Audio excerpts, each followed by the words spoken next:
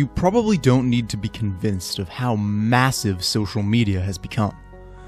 Though billions of fake accounts are deleted every year, an estimated 4.55 billion real people use social media globally.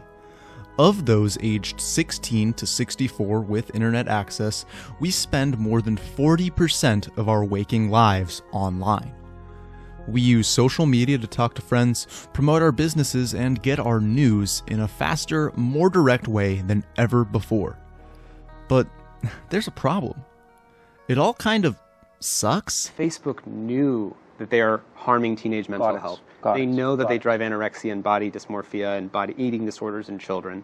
They know that it drives political parties in Europe, India, Taiwan, Spain to go more negative and divisive. They know that it's sort of harming society, but they don't change because they still prioritize profits over safety. That's Tristan Harris, ex-Google design ethicist and president of the Center for Humane Technology. He's been a consistent advocate for fundamental change in the world of social media and tech for many years. To him, it all comes down to one problem. Business models are all optimizing for the same thing, which is whatever gets people's attention. Well, body image issues that have kids basically, infinite looking at anorexia videos, that's really good for keeping time spent up. Addiction is really good for keeping time spent up.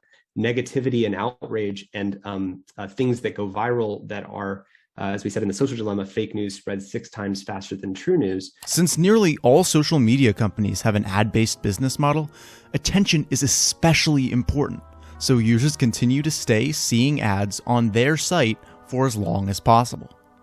This inevitably means appealing to the worst angels of your nature, putting content in front of you that will keep you the most engaged, outraged, and caged within your virtual prison indefinitely.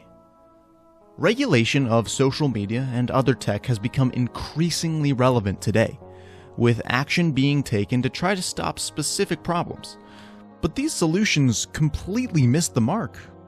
Removing one bad user or restricting one type of bad content doesn't change the fact that the entire social media attention ecosystem serves to amplify outrage to trap our attention and maximize engagement. We've seen the YouTube adpocalypse and various fluctuations in the algorithm and the service in general, but while there have been massive uproars from viewers and creators alike to YouTube's business decisions, they have very little reason to respond. The user of these services isn't the customer. They're the product, so their well-being will never be placed front and center. Until there's a fundamental change in the economic incentives for social media companies, we're simply playing whack-a-mole with the narcissism, loneliness, misinformation, and instability guaranteed by these companies manipulating us into giving them more and more of our time and attention. Social media is a topic extremely close to me, which you probably know if you've watched either half of my documentary about Nintendo's social media site, Miiverse.